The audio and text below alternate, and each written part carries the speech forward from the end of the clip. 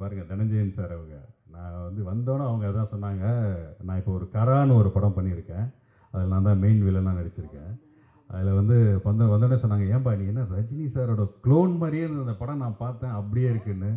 Sir என்ன பண்ணுறது, இப்போ டைரக்டர்ஸாக இருக்கட்டும், இப்போ சாரே அதை தான் கேட்குறாங்க. என்னை பார்த்தோன்னே கேட்குற முதல் விஷயமே நீங்கள் ரஜினி சார் மாதிரி பேசுங்க, ரஜினி சாருடைய அந்த விஷயத்தை பண்ணுங்க அப்படின்னு சொல்லி. அது கேட்குறதுனாலே நான் திரும்ப திரும்ப செஞ்சு நான் நிறைய அப்படியே ஆயிட்டேன் சார். நிச்சயமா. சரி, ஓகே. இந்த ஃபங்க்ஷனுக்கு தலைவர் அவர்கள் வந்திருந்தாங்கன்னு சொன்னால் எப்படி இருந்திருக்கும்?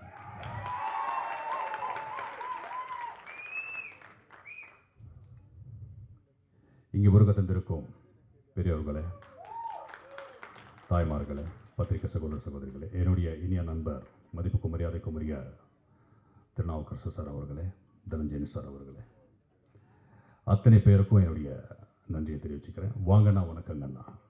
என்னுடைய அன்புக்குரிய, பாசத்துக்குரிய, நேசத்துக்குரிய செந்தில் அவங்க வந்து அவங்களுடைய படம் அப்படின்னு சொன்னோன்னா நான் வந்து சரி நான் டெஃபினட்டாக வரேன். ஏன்னா அவரை வந்து நம்ம வாழ்த்தாமல் வேறு யார் வந்து வாழ்த்துவாங்க, நான் டெஃபினட்டாக வரேன் அப்படின்னு சொன்னேன். இங்கே வந்து உங்கள் எல்லாரையும் பார்த்தது வந்து எனக்கு ரொம்ப சந்தோஷம், ரொம்ப மகிழ்ச்சி. இந்த படம் வந்து ஒரு நல்ல அளவில் அவங்க எதிர்பார்த்த அந்த லாபம், அந்த சக்ஸஸ் வந்து வரணும்னு சொல்லி நான் கடவுளை வேண்டி விடைபெறுகிறேன். நன்றி, வணக்கம். வாங்கண்ணா, வணக்கங்கண்ணா.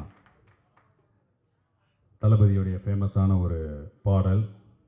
தளபதி மட்டும் இல்லை, அந்த படம் வந்து எனக்கு ரொம்ப பிடிச்ச என்னுடைய இனிய நண்பர் இயக்குனர் ஏஎல் விஜய் அவர்களுடைய படம் அது.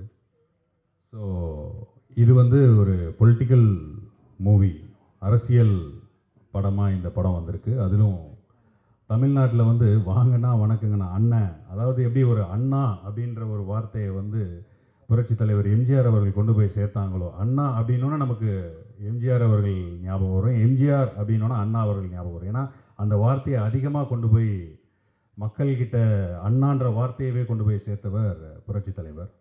அது மாதிரி அண்ணே அப்படிங்கிற வார்த்தையை மக்கள்கிட்ட கொண்டு போய் சேர்த்தவரே நம்ம செந்தில் அண்ணன் தான்.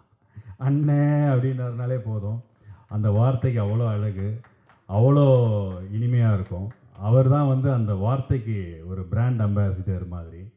ஸோ எங்களுடைய இனிமையான அன்பான அண்ணன் செந்தில் அவர்கள் இன்றைக்கி வேறு ஏதோ படப்பிடிப்பு காரணமாக அவங்களால இங்கே வர முடியல அப்படின்னு சொன்னாங்க.